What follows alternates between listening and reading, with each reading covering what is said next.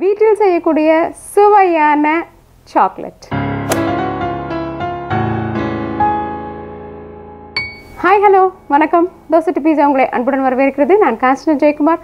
அருமையான சுவையான milk chocolate எப்படி பண்ணுறதுன்னு பார்க்க போகிறோம். நம்மளுக்கு பொதுவாக கடைகளில் கிடைக்குது இல்லைங்களா, வெளியில் சாக்லேட் கிடைக்குது. அந்த சாக்லேட்டையே தப்பில்லாமல் சுவையாக அதே இல்லை அதை விட இன்னும் அதிகமான சுவையோட நம்ம எப்படி செய்கிறதுன்னு பார்க்கலாம் வாங்க. இந்த சுவையான வீட்லேயே சாக்லேட் பண்ணுறதுக்கு ஒரு ரொம்ப முக்கியமான விஷயம் என்னென்னா, இதன் செய்முறையில் எப்படின்னா, இதற்கு பேர் இரட்டை கொதிநிலை அல்லது டபுள் பாயிலிங் மெத்தட் அப்படின்னு சொல்லுவாங்க ஆங்கிலத்தில். தமிழில் இரட்டை கொதிநிலை. இதை வச்சு என்ன பண்ண போகிறோம்னா, இந்த சாக்லேட்டை தயார் பண்ண போகிறோம். ஒரு பாத்திரத்தில் தண்ணீர், ஒரு 1/4 பங்கு அளவு தண்ணீர் ஊற்றினால் போதும். அந்த தண்ணி நல்ல கொதிநிலைக்கு வந்ததுக்கு அப்புறமா அதற்கு மேலே இன்னொரு பாத்திரத்தை எடுத்து வைக்க போகிறோம். அந்த பாத்திரத்தை, இந்த தண்ணி அந்த பாத்திரத்து மேலே படக்கூடாது. ஆனால் இதிலிருந்து எழும்பக்கூடிய ஆவி மட்டுமே அந்த பாத்திரத்தில் பட்டு அந்த சூடுனால் நாம் மேலே செய்ய போகிற இந்த சாக்லேட் நம்மளுக்கு கலந்து வரணும். அவ்வளோதான். அதை மாதிரி நம்ம செய்யும் பொழுது தான் தவறு இல்லாமல் நம்மளுடைய சாக்லேட் வரும். ஆக முதல்ல நம்ம இந்த பாத்திரத்தை வச்சுட்டோம், தண்ணி கொதிச்சிட்ருக்கு. அடுத்த பாத்திரத்தை மேலே வைக்க போகிறோம்.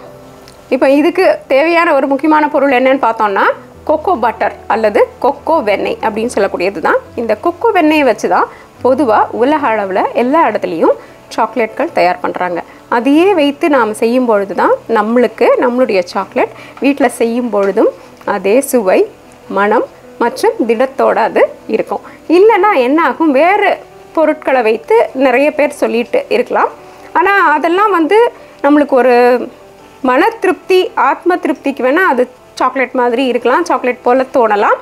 ஆனால் உண்மையில் சாக்லேட்டின் சுவை வேண்டும், அதே மாதிரி வேணும், அதே மாதிரி இருக்கணும்னு நினச்சிங்கன்னா நீங்கள் நிச்சயமாக இதை உபயோகப்படுத்தும் பொழுது மட்டுமே கிடைக்கும். இப்போ இதை நம்ம போட்டு மெதுவாக கரைச்சிக்கலாம்.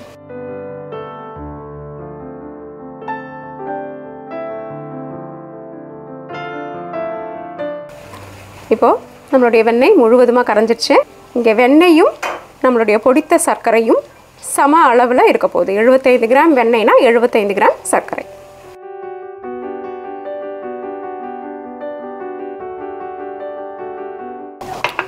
இப்போ நம்மளுடைய சர்க்கரை நல்லா கலந்துருச்சு. அடுத்தது பால் பொடி, பால் பவுடர் அப்படின்னு சொல்லக்கூடிய பால் பொடி சேர்க்க போகிறோம். அது பால் பொடியும் கொக்கோ பவுடர் அப்படின்னு சொல்லக்கூடியதும் சம அளவு எடுத்துருக்கோம். இரண்டும் 25 கிராம். அடுத்தது இந்த பொடியை போட்டுடலாம்.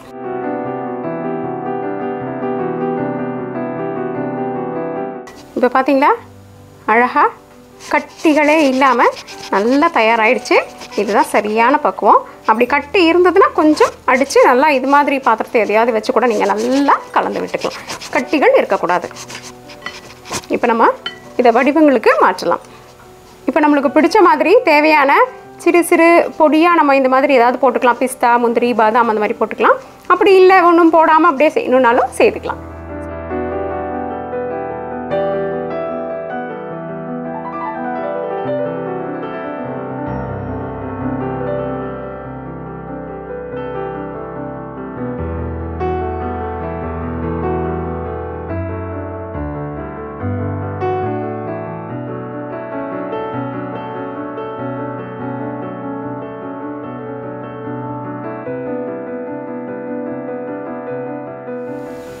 இது போன்ற வடிவங்கள் சாக்லேட் செய்கிறதுக்குன்னு தனியாக கிடைக்குது. வடிவங்கள் கிடச்சதுன்னா அந்த மாதிரி வடிவங்களில் வச்சுக்கலாம். அல்லது நம்ம குளிர்சாதன பெட்டியில் உபயோகப்படுத்துகிற ஐஸ் ட்ரேயில் கூட நம்ம ஊற்றி வைக்கலாம். அல்லது இது போன்ற சிறு மூடிகள், அதாவது நம்மளுக்கு தட்டையாக இருக்கக்கூடிய வடிவங்கள் கிடைக்கிறதுக்காக இது போன்ற இதுவும் இருக்குது. வடிவங்கள்னு நீங்கள் பொதுவாக கேட்டிங்கனாலும் உங்களுக்கு கிடைக்கிறதுக்கான வாய்ப்புகள் இருக்குது. அது மாதிரி இப்போ நம்ம தயார் பண்ண சாக்லேட்டை ஊற்றினதை இப்போ நம்ம குளிர்சாதன பெட்டியில் வைக்கலாம். குறைந்தது அரை மணி நேரத்துலேருந்து 1 மணி நேரம் ஆகும் இது நல்லபடியாக உருவாகிறதுக்கு. அதனால் நம்ம ஒரு மணி நேரம் கழித்து இது எப்படி இருக்குன்னு பார்க்கலாம்.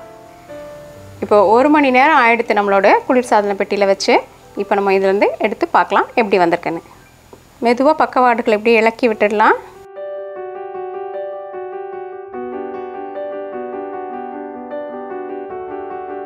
நம்மளுடைய அருமையான சாக்லேட்கள் பரிமாறுவதற்கு சாப்பிடுவதற்கு தயார் நிலையில் இருக்குது. என்ன நண்பர்களே, நிறைய பேர் இந்த வீட்டில் சாக்லேட் பண்ணுறதை பற்றி கேட்டு எழுதியிருந்தாங்க. நிறைய அன்பர்கள் கேட்டிருந்தாங்க.